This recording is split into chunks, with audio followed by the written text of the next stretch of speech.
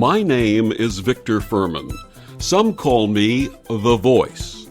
I've always been fascinated with human nature, spirituality, science, and the crossroads at which they meet. Join me now and we will explore these topics and so much more with fascinating guests, authors, and experts who will guide us to Destination Unlimited. One of the most challenging things any of us may face is the loss of a loved one. Is there a message of hope available from those who have transcended this life to comfort us with the knowledge that death is not the end and that love is eternal? My guest this week on Destination Unlimited, CaroleJObley, is the author of Embracing the Ties That Bind, I'm Still With You, and Soul-to-Soul Connections. She has communicated with souls who have crossed into the spirit world through thousands of private and group sessions. Carole has earned a reputation as a master evidential medium. Heartfelt and compassionate in her approach, Carole is also well known for her practical, down-to-earth guidance and insight into life issues, such as relationships, career, and finance. She's been a frequent guest on national broadcasts, including Coast to Coast AM. Her website is soulvisions.net, and she joins me this week to share her path and book, Wisdom from the Spirit World, Life Teachings on Love, Forgiveness, Purpose, and Finding Peace. Please join me in welcoming back to Destination Unlimited, CaroleJObley. Welcome back, Carole. Hi, Victor. Thank you so much for having me again. So nice to have you on. Carole, for those meeting you for the first time, please share with us what brought you onto the path of mediumship, and does this gift run in your family? The second question is very easy to answer. A great big no. Okay. I am the only one. So it's a long story, but I'm very much going to condense it. A fire brought me onto the pathway of mediumship. And by that, I mean, I was running a totally non-spiritual type of business, very practically oriented. That was a laundromat and dry cleaner. And overnight, we had an electrical fire, and it burned me out of business. And so that time period, I was essentially left directionless and floundered around for about 9 months. And then I got a phone call, and that phone call happened to be from a friend of mine who's no longer with us. However, it was an invitation to attend a metaphysical center near a small town that I live by. And I put it off. I put that on the back burner. And then she called again a few months later. And so I put a dress on, and I said, okay, I'm going to attend this service. And everything flowed from there. As soon as I stepped into the healing center, and it was called Universal Life Healing Center, I felt as if I had come home. And I immediately began taking classes in spiritual healing, different levels of Reiki, and then finally mediumship. And over the years, I've done many, a lot of training with mediumship. I was born with the ability, but just like anything else, we can be born with something, but we need to hone it. We need to develop it. And we really need to refine it. And so everything has flowed from there. And I'm about 30 years now, over 14,000 readings at this point, and 5 books. There'll be a new book coming out at the end of this year. And just feeling incredibly, incredibly blessed by spirit to be doing the work that I'm doing.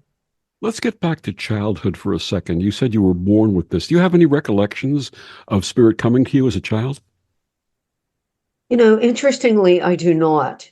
In fact, it's kind of curious because I was actually very afraid, and particularly of death. And I remember when my first grandparent died, my grandfather on my mom's side, and I was about 10 years old, and I went to the funeral home, and I had nightmares after that because I was focused on my grandpa's body instead of his soul. And so I was actually very fearful, and I was an extremely sensitive child. And I did not know, nor did I have anybody to talk to about what I was feeling and what I was experiencing.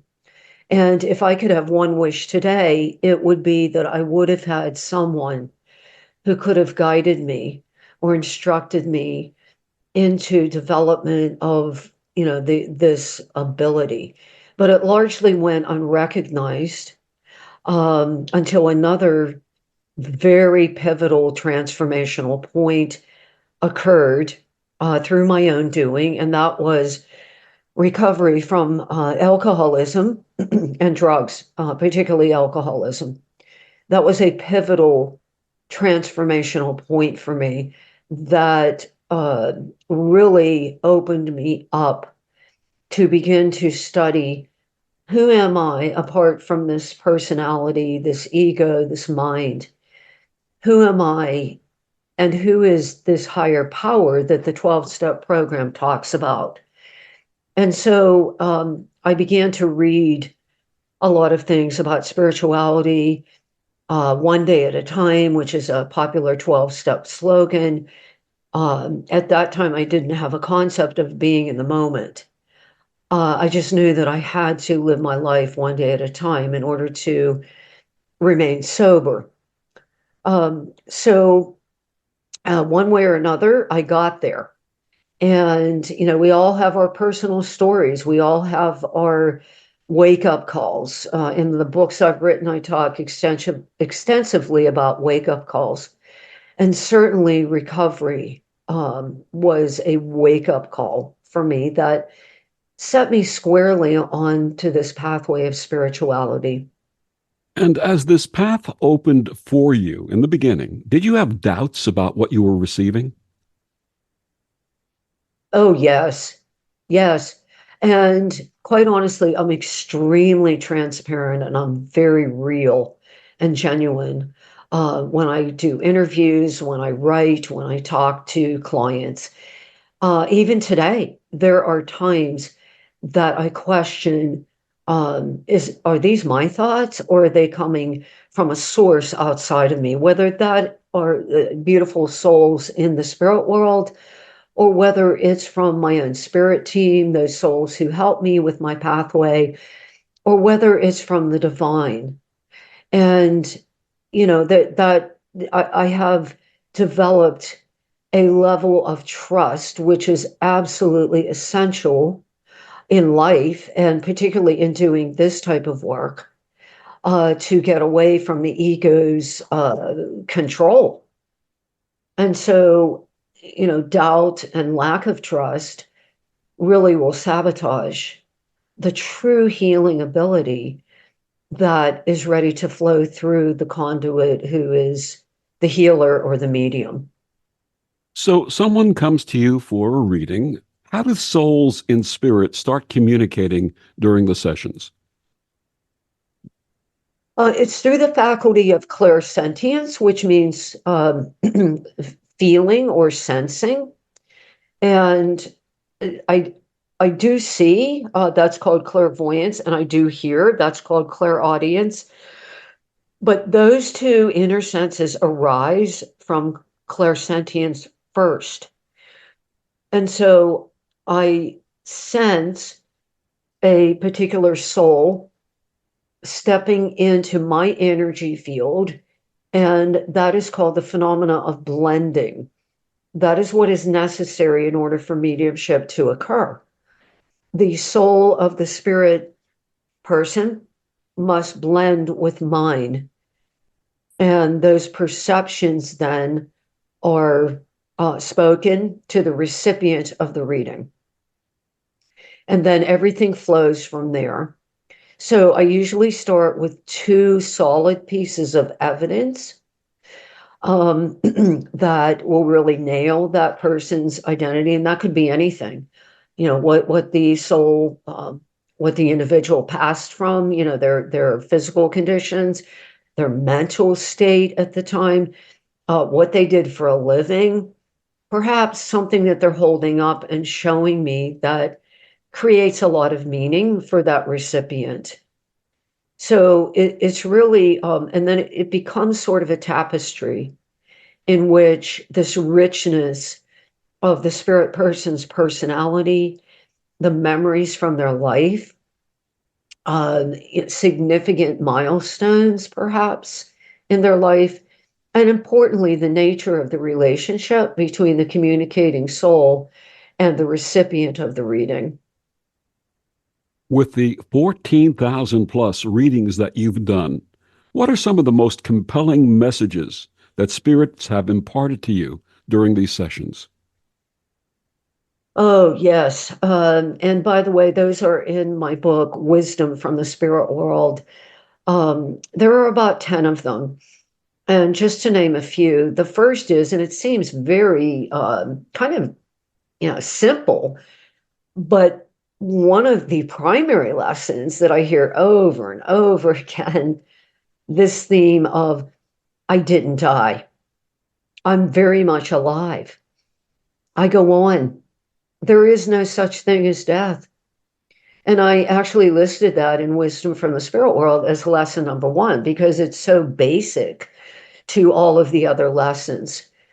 Another lesson is very spiritually oriented, and that is forgiveness is the cornerstone of all healing.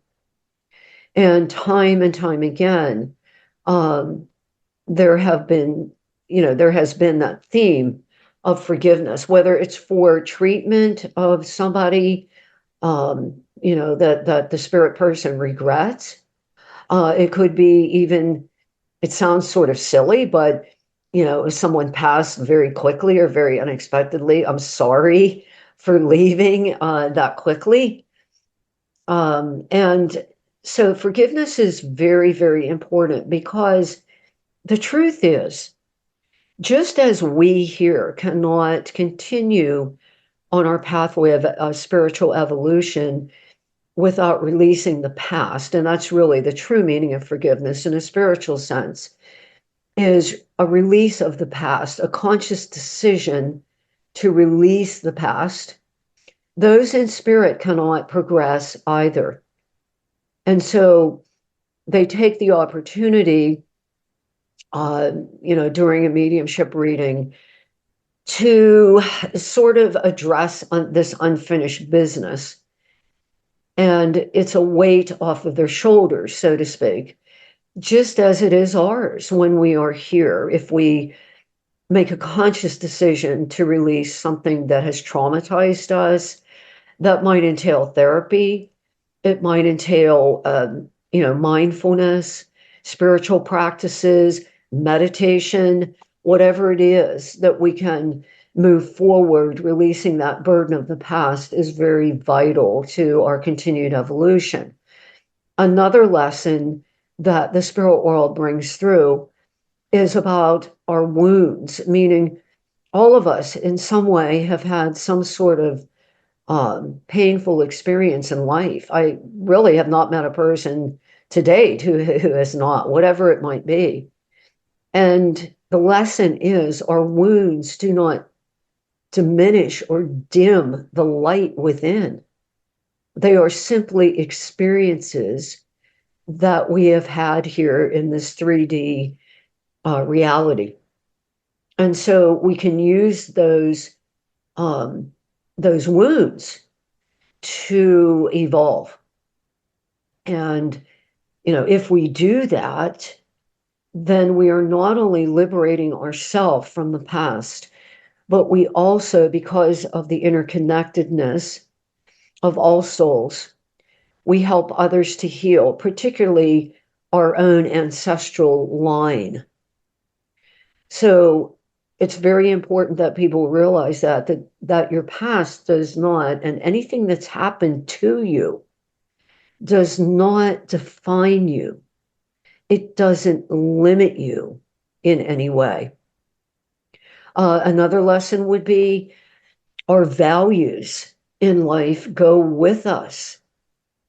And I've had many souls who have come through and they talk about what was important to them in life, non-tangible values such as honesty, integrity, being very genuine, being a hard worker, and having ethics. Those are all considered values. And so those do go with us when we cross over into the spirit world. And they impart that wisdom so that their family or whoever is receiving that reading will know that those qualities need to be embraced. So those are a few of the lessons that I've heard, repeating themes over and over again. And we're going to address some of those a little more in depth a little bit later in the interview. But in my capacity as an interfaith minister and as a healer, one of the things that I share with those that I'm called to work with is about forgiveness. And the thing that I share, I've done this at funerals and I've done this in hospice situations with family members. If you feel that you've hurt someone in any possible way, forgive them when you can, while they're alive, while they can say it face to face. If that you feel that they have hurt you in some way, offer forgiveness and say, I forgive you for anything real or perceived that I may have engaged with you on. And the other thing is to say, I love you while they're still capable of hearing it in this body. I love you. It's so important to say that. And those three things, saying those three things can make such a difference, can't they? Yes, a resounding yes on that. And it's an observation that I've had that many times, if there had been some sort of an estrangement within a family, unfortunately, some people do not take that opportunity to say that when the soul is still here in the physical realm in a body. And so it can still be done. And I always really, strongly suggest to people that they engage in that because it is a liberation that frees both people. And I once heard that forgiveness is probably the most selfish thing that we will do. And I do believe that because it really is for us. But there is a shift in the relationship energetically when people engage in forgiveness. I'm a student of A Course in Miracles, and I've studied it now. This is probably about the fifth year, because there's so much depth in that text. And it talks about the all there is really love and forgiveness. In other words, dispelling the illusion. We're under so many illusions here in this physical reality. And, so A Course reminds us that we are not really who we think we are or who we think others are. And the power of forgiveness is a lifting of that facade that we have. And there are those who will say that it's not possible to forgive everyone. How can you forgive someone who's committed an egregious act? Well, that's where the misunderstanding of what forgiveness in a spiritual sense really comes in. I've written extensively about this in most of my books. It really doesn't mean that we are putting a stamp of approval on the actions of that individual. We have to acknowledge our feelings. I am a strong advocate of non-suppression of emotion, allowing oneself to feel every single emotion in that entire gamut. Because if you don't, it becomes suppressed and it becomes part of our shadow. And so the shadow must be confronted in order for spiritual growth and evolution to occur. What spiritual forgiveness means is a conscious decision to not carry in your own consciousness that act. And I think that's where people get very confused and they get very stubborn. In no way am I suggesting that this is an easy thing to do. I don't want people to misunderstand. And in my personal belief is that it is only possible to forgive very deep acts of betrayal or things like murder or abuse, things that are very egregious, through the divine self or through the soul self and with the help of spirit, meaning God. I believe that is the only way that really occurs. And quite frankly, there have been times in my life when I will say, Spirit, I do not have the willingness within me to forgive this individual. And I ask for that. I ask for the forgiveness. And so I know that I'm not capable of it, me, the small me, but Spirit is capable of everything. There is nothing that Spirit cannot do or accomplish. And so I think that's important that people understand that distinction. Have you ever connected with, I don't want to use the term bad spirits, but souls who exhibited bad behavior while incarnate? Yes. However, I have never in 30 years of doing readings had satanic influence come in or lower spiritual entities come in. To answer your question, however, absolutely. There are individuals who acted very badly when they were here. And that's where, a lot of times they will come through and say, you turned out to the recipient, you turned out pretty good, despite how horribly I treated you. And so it's their admission. You see, what happens during a reading is it's total transparency. It's truth-telling time. It's gut-spilling time. Because in the spirit world, there is no deception. There is no hiding. There is only honesty and the ability to really judge ourselves. There is no outside external force that judges us as far as, the concept of an old man with a beard and a staff. I have not seen that to be the case.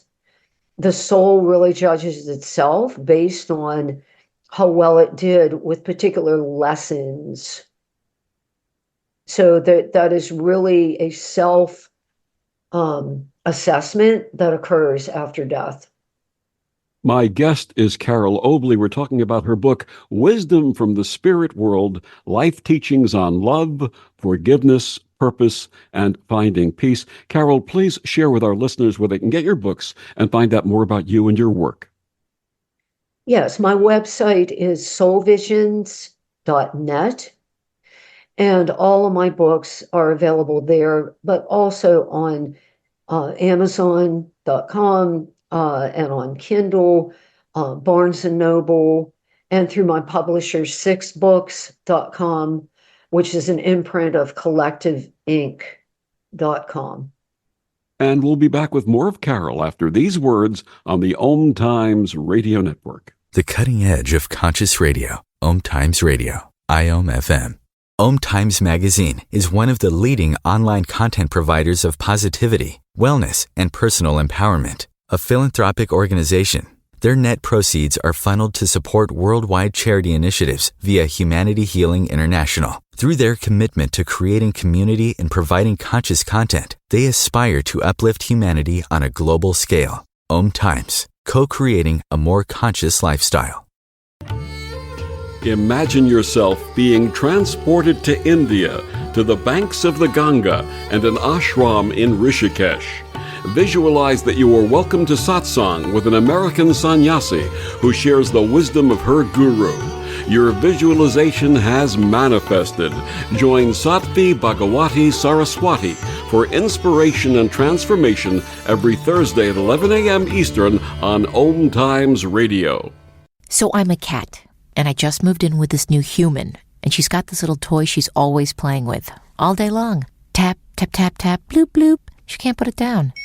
There it is. Oh, and get this. She even talks to it. Last week, she asked it for Chinese, and guess what? Egg rolls showed up. Like magic. Humans have cool toys. A person is the best thing to happen to a shelter pet. Be that person. Adopt. Brought to you by the Ad Council and the ShelterPetProject.org.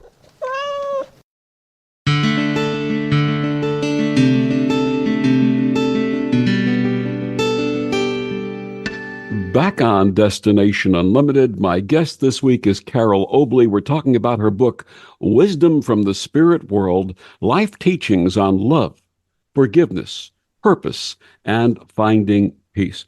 Let's talk a little bit more about your practice, which is called Evidential Mediumship. How does that work? Evidentiary mediumship is the presentation of facts, particularly concerning the spirit communicator or that soul who is blending with my soul during a reading. And examples of evidence would be, what the individual passed from, the physical, mental, emotional conditions going on at that time. Sometimes dates, a birth date or a passing date, what the individual did for a living, the facts about the family, memories that might come through, specific memories, any and all of that, the personality, all of that is considered evidence. And that is part of the reading. However, the core of the reading, at least in my perception of practicing this for decades, is the relationship between the communicating spirits and the recipient or recipients of that reading and of that communication. And the other essential aspect of mediumship that I believe often gets overlooked is passing along the knowledge that the soul is eternal. In fact, that is another one of the lessons in the book, that the bond of love is eternal and it's never destroyed through death. And with that being said, there's also the knowledge of all of us being an eternal soul. And what I find is, and this has personally happened to me as a result of practicing mediumship, is a dissolution of fear. Because once we know in our heart, not in our head, but within our very being, in the core of our being, that we are an eternal soul, and this experience that we're having here in this particular lifetime is just, much like one grain of sand on a beach, it really tends to alleviate fear of the future, of the past, of anything. And it's brought such peace of mind to me in truly knowing that within my heart. And I think sometimes that facet of mediumship is not recognized or overlooked. But I always make that a priority in one way or another. And spirit knows that, and they will communicate that in one form or another to their loved one who is here. Now, you had mentioned clairsentience, clairvoyance, and clairaudience. Do spirits modulate this? Do they come to you in specific ways for specific reasons? It's modulated in that my spirit helpers who help me with mediumship And by the way, all of us have spirit helpers. I call them my spirit team. Of course, there are also angels. They are a different category. They're spirit healers. They know how to get the best from a particular medium. They know what the strengths of that medium are. They know the experience of the medium. And they really know, as far as the actual communicating spirits, they know in their infinite intelligence, because when we're doing mediumship, we are communicating with living, breathing intelligence. They know how to get their message across. Sometimes that entails using my own frame of reference, the experiences that I have had in my life, the objects that perhaps I inherited, from my parents, and, the communicating spirit passed along something very similar, some sort of precious thing, or, jewelry or music box, or something that a grandma worked with in the kitchen, or whatever it might be. So they know how to do that. However, they do have to take training on the other side. This is what most people don't understand. They don't just automatically know how to blend with me. They have to take training of sorts from spirit helpers who know how to do that, because they really have to lower their vibration, because they're not here in the physical world any longer. They're in an ethereal realm that is not nearly as dense as the physical realm is. So there's schooling on both sides of the veil. Yes. Yeah. Yeah. A lot of people, sometimes I could probably count on two hands the number of times that the soul that the recipient wanted to hear from did not come through. So in the vast majority of cases, the soul that the individual wanted to hear from will come through. It may not be right off the bat. There may be other communicating spirits that want to come in. But usually it might be halfway through the reading. It might be near the end of the reading that individual they want to hear from comes through. I have to explain to people sometimes, often, how the process works. I cannot make anybody come and communicate. They have free will, just as you and I do. So, that is always true, that there is always free will. Sometimes they don't come through, perhaps because they are busy. They are occupied with other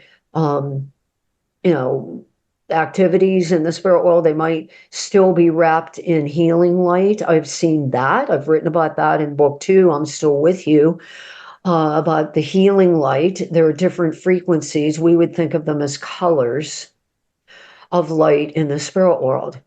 If someone had, let's say, a particularly long illness when they were here, maybe a dementia or Alzheimer, perhaps something like something extremely debilitating, maybe a very bad autoimmune disease, a terrible cancer.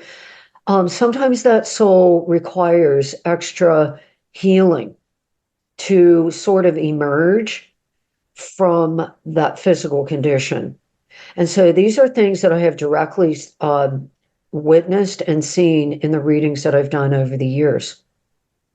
Now, you had mentioned forgiveness. You had mentioned the fact that there is no death, that life goes on, the essence of who we are, the soul goes on. What other ways does mediumship help the client heal? By knowing that death is a natural part of the life cycle of the soul. And people can remain stuck in grief for many years. Sometimes people have the faulty notion that if I stop grieving my mother, for example, that means I don't love her. And meanwhile, mom is coming through and saying, you need to go on with your life. I'm fine. I'm doing well over here. I'm with dad. I'm with, your grandparents here. I was glad to be out of the suffering, the physical suffering I was in. So it can be very healing for people to understand, first off, that bond of love is eternal. And also that, in fact, we do go on after we leave here. And thirdly, it is possible to communicate with other planes of existence. That is a reality. Unfortunately, the rational mind and people who are highly skeptical, discourage that reality. And, so people need to know that it certainly is a reality. They don't need to stop their lives because someone has passed over. We need to grieve. Absolutely. We have to grieve the physical loss of that person. There's no denying that. But we can also embrace the fact that there is not a disconnection between our soul and theirs. Have spirits ever given your clients, those who have come for readings, practical information about things in their lives?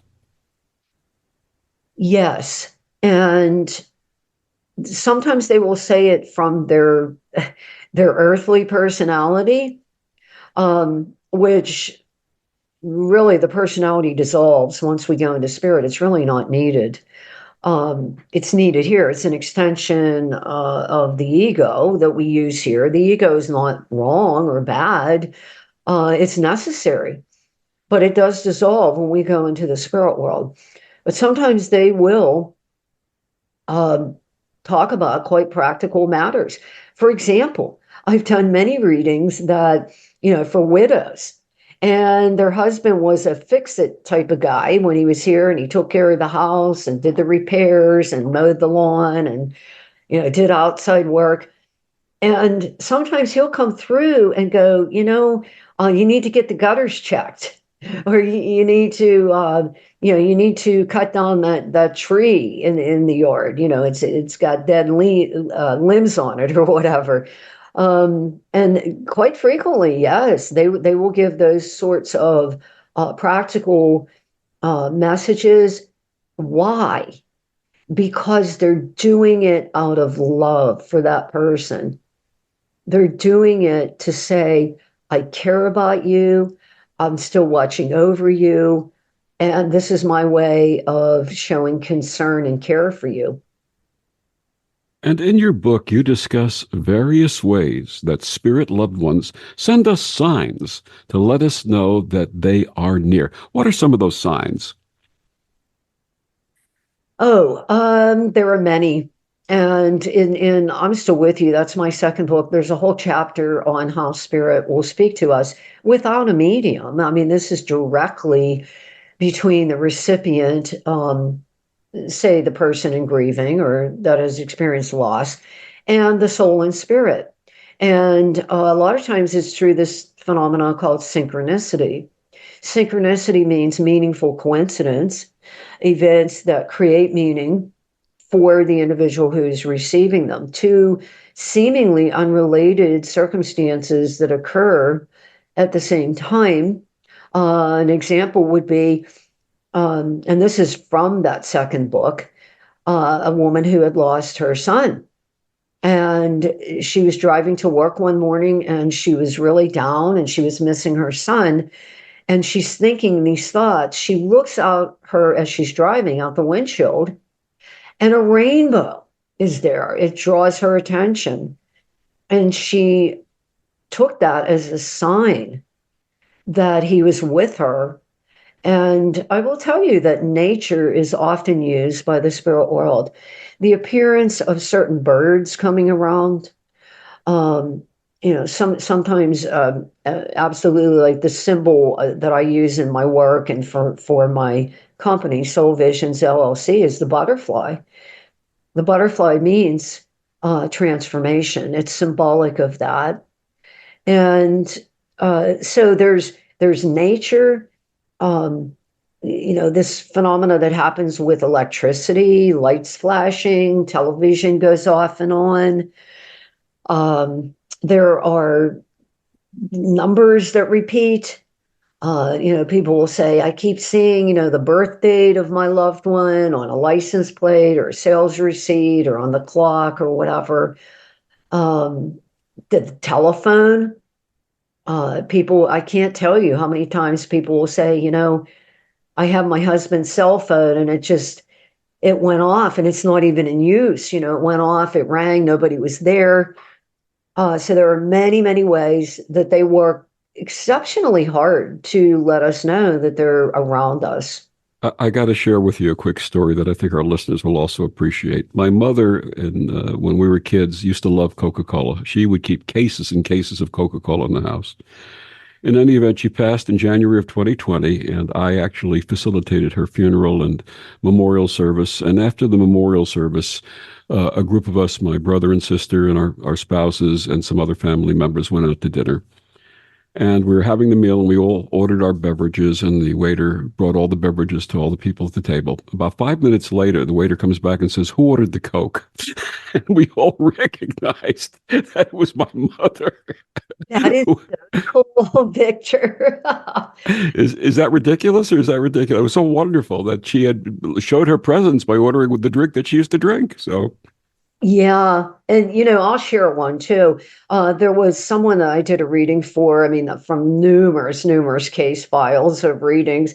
And the woman ordered a flower arrangement for, I think it was her mom's funeral. And she wanted specific flowers in there, but that's all she said. It was about the flowers. So the thing arrives to the funeral home, and there's a butterfly in it, like a design, a little thing that you would stick down in the arrangement. And she said, I didn't order that. She says, but my mom always loved the butterfly. And she said, and here it is. It showed up on these flowers. So there's many stories like that. I'll tell you a real quick one. It's hysterical. Just when I think I've heard it all. I once did a reading for a gentleman, and he said, he says, what kind of signs do loved ones give us that they're around? So I went through the list, much as I just did with you. And he says, well, I'm having something really weird happen in my house. And he says, the toilet flushes by itself. And he says, could that be my dad? And I said, I haven't heard that before, but I wouldn't put anything past spirit.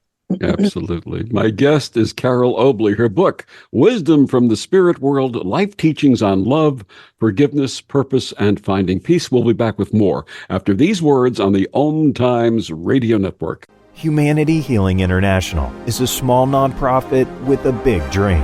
Since 2007, HHI has been working tirelessly to bring help to communities with little or no hope. Our projects are not broad mandates, nor are they overnight solutions, but they bring the reassurance that no one is alone and that someone cares. To learn more, please visit humanityhealing.org. Humanity Healing is where your heart is. More than 24 million Americans have an autoimmune disorder, and that number continues to grow. I'm Sharon Saylor, and I'm one of those 24 million. To put that number in perspective, cancer affects about 9 million and heart disease up to 22 million. That's why I've brought together top experts and those thriving regardless of their diagnosis to bring you the latest, most up-to-date information. Join me, Sharon Saylor, Friday night, 7 p.m. Eastern, for the Autoimmune Hour on Life Interrupted Radio to find out how to live your life uninterrupted. Hi, this is Bill Maher. I can find humor in almost anything, but one thing I never laugh about is cruelty to animals. If you don't get the joke either, write People for the Ethical Treatment of Animals, 501 Front Street, Norfolk, Virginia, 23510.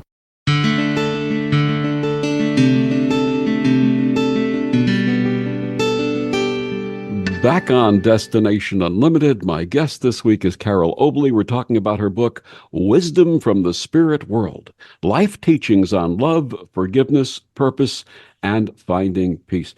You know, you and I were having an offline chat about purpose, about having purpose, and I had a wonderful spiritual teacher who used to say there should be an 11th commandment, thou shalt have purpose. What's the importance of purpose to the soul? Well, I think sometimes, in my experience anyway, people misunderstand really what purpose is. And, in a spiritual sense, purpose means an emanating spirit. All of the qualities, all of the rays, I call them, and others have called them that too, of spirit, the qualities. A lot of times, and by the way, that is the most common question that I've been asked during readings. What is my purpose? And people, falsely believe that it means a career or a specific job or, something along those lines. When really the primary purpose is being an emanating spirit. And that will come through the unique personality of that individual. So the value of that is, of course, being and emanating from that core of your being, and not necessarily from the personality. And people, a lot of times, understandably so, because we're in a society that, somewhat defines us by what we do for a living, or unfortunately, what gender we are, what color our skin is, what religion we are. None of those things are purpose. None of those really are who we truly are. So the soul is always speaking and always saying, this is who you truly are. And the expression of, all of the divine qualities, compassion, understanding, nurturing, caretaking, service. Those are all emanations of true purpose. And that leads to a question that you address in much of your writing. What are soul agreements, and why are they so challenging for so many to understand? Soul agreements are what we have set up as the soul when we're not here in the physical world before birth, as to what particular lessons or experiences we are going to have. I call them blueprints. Now that's on an individual level that, each individual makes that assessment. Well, I need more experience with generosity and compassion. I didn't do so well in, previous times, maybe with, the reduction or release of fear. So I need more experience with that. Those are agreements that are made just for one soul. Between two souls, the agreement is to collaborate in some fashion, some way, in something. It could be a project. It could be a relationship. There are many, many, many karmic relationships, meaning those two souls have agreed to meet at a time and place, and that's encoded into our soul. I call them codes. And then when that time is ripe, and it's divinely timed, that will occur. Agreements with things that aren't so nice. Why would a soul make an agreement to come in with let's say, a father who is an alcoholic or highly abusive? Why would a soul do that? And why would that soul agree to play that role of being the alcoholic and being abusive? Well, there's some sort of interchange there between souls. And it's always a two-way street. So in essence, there really is no such thing as victimhood. Now, that being said, a lot of times people get rather indignant when I have said that, or, I've written that in my books. And it doesn't mean on a conscious level that we consciously chose to, well, I think it'll be great if I sign up to be abused. No, that's not so. But on a soul level, there is an exchange. And I would put it in this framework. It's an opportunity for both souls to evolve. So when you look at it and you say, well, how could someone evolve? Well, look at all the people who have overcome trauma like abuse.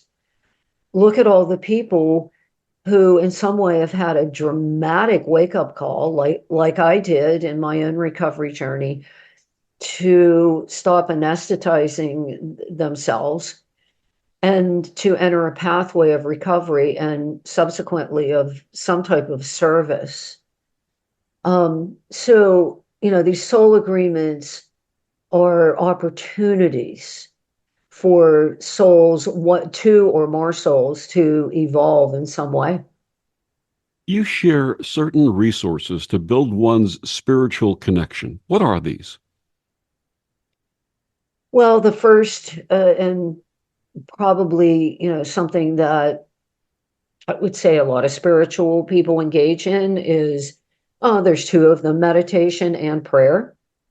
Going within, stilling oneself. Stillness is another one. We live in a culture that is perpetually inundated with massive amounts of data, confusion, noise.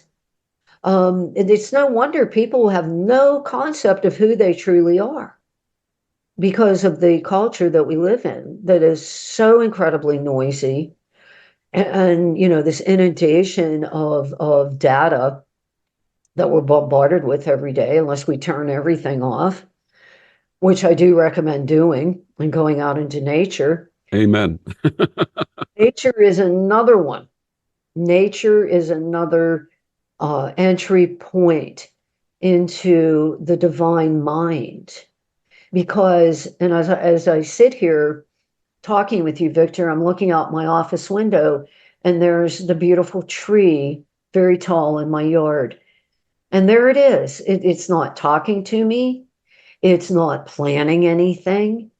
It doesn't want me to do anything. It simply is. And so that is really, nature captures the true essence of the spiritual mind in being, not in doing. And so that is, I always say nature and animals, by the way, emanate and radiate pure spirit, and they're entry points into the higher mind. And so there are those tools, engaging with, or even looking at photographs or videos of children or babies. Those definitely put us into that purity and innocence of the divine and of our own soul. So, these are all ways that we can connect and that we can remember who we are. I believe that we get lost when we come here. Not all of us, but a good many people get lost in the personality. They get lost in a job. They take on false identities. And I'm not saying those things aren't important, because they are. But there's also what lies beyond that. There is also what transcends that. And that is the soul, which is that part of us that is God.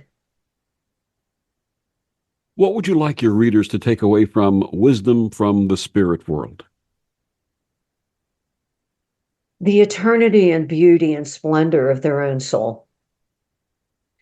And I could probably boil the whole book down to that. Although, there are very important lessons from the spirit world, as that I list in there, that are reminders for each of us. And also importantly, engaging with those tools that we just talked about: meditation, prayer, mindfulness being in the moment. That's all any of us have. That's what you have. That's what I have, is right here, right now.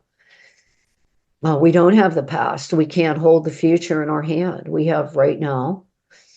So I think if people realize that automatically eliminates a tremendous amount of fear and anxiety. The Wisdom of Carole Obley. Her book, Wisdom from the Spirit World, Life Teachings on Love, Forgiveness, Purpose, and Finding Peace. Carole, one more time, please share with our listeners where they can get all of your books and find out more about you and your work. My website is soulvisions.net, and my books are available there.